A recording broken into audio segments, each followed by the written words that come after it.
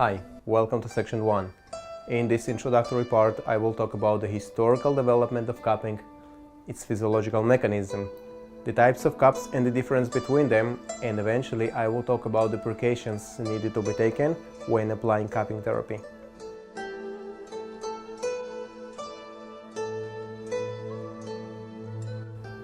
Cupping is one of the most ancient therapies that managed to survive until present day.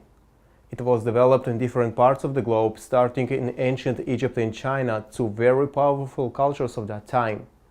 Later in ancient Greece, Hippocrates also described the use of cupping in his practice.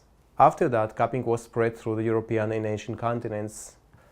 It was adopted by many civilizations as one of the main medical tools, along with bleeding techniques in Arabian cultures, nowadays called hijama or wet cupping, with acupuncture and manual techniques in China and its Asian neighbors, and later along with Western medicine in the Soviet Union and its surrounding East European countries. In the past, cupping was used to cure all kinds of diseases, including fever, digestive conditions, gynecological issues, and skin problems. Nowadays, cupping is mostly useful with musculoskeletal diseases, especially those of the trunk and its proximity, namely back, hips, shoulders and neck. Recently it became very popular treatments in sports medicine.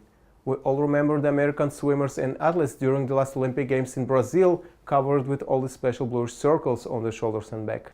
In addition, cupping effectively treats stress and tension due to the deep muscle relaxation effect that it provides, and eventually it is still relevant with treatment flu and respiratory diseases.